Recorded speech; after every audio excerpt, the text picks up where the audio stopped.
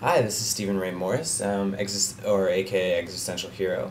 I'm here to do what hopefully may turn into a regular segment or series or how-to videos, if you will.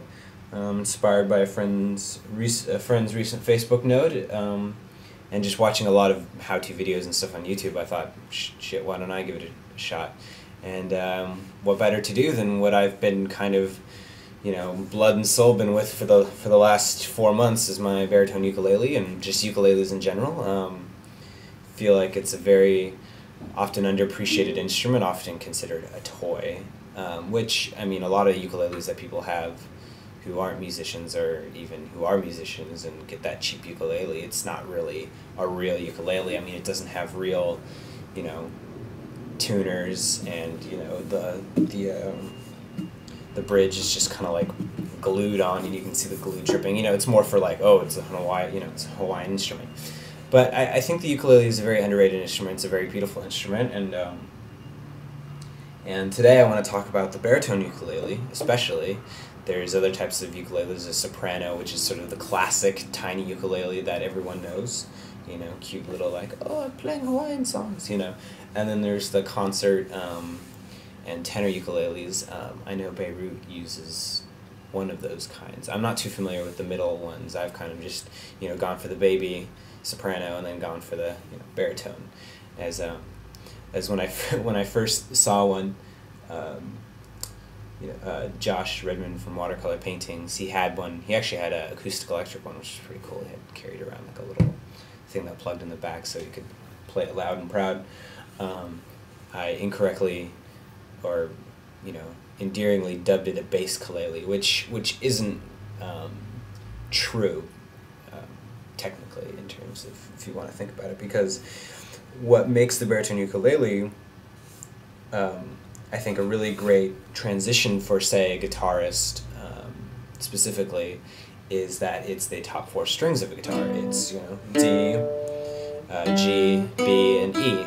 So that's really, I think, one of the really big selling points for a baritone ukulele, is that you get that great ukulele sound. You get the, I don't know, something.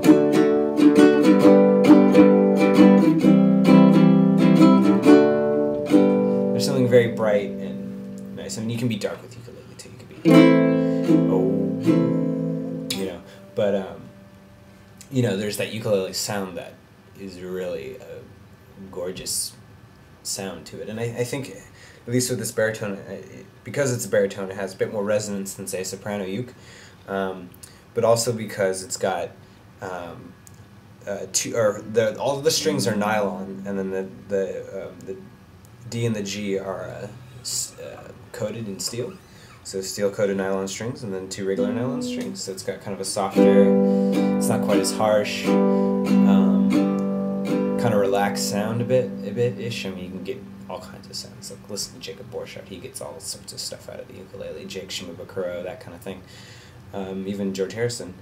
And Tiny Folk, who influenced me to get the baritone ukulele. You can hear a lot of it on his earlier records and stuff. Love Doesn't Grow on Trees, and Little Mice Go Skitter Skitter. Yeah, that's the whole title, I think. I can't remember at the top of my head right now. And especially, I'm not going to pronounce it well, Platypus Wall, the Rainy Day Owl album, which is where I kind of discovered the baritone ukulele, along with watercolor paintings and stuff. But yeah, I got off track there. But what makes it really good, I think, a really good instrument that that a guitarist can jump right into, is because of that fact that they're the top four strings of a guitar. So in terms of forming chord shapes, you don't need to learn anything new. You just need to subtract the bottom of the chord shape. So for G, you just E string, third finger, third fret, you got a G chord. Hooray! See? Just one finger.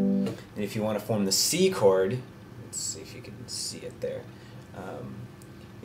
First finger, B string, first fret, and then second finger, second fret, D string, and C chord. Really easy, you know, you just get rid of that third part that would have, you know, gone in space right here. So you just gotta... So, and then another benefit is that a couple of the chord shapes that are above the line, if you will, such as the D and the A minor, you don't change anything. You're, you know, D chord, classic D chord. These are all open chords, by the way. And then A minor. So no adjustments necessary. You know, I mean, you could still do a G chord if you wanted to. No, that's not it. There we go. Yeah. So yeah, you could still do a barred G chord. And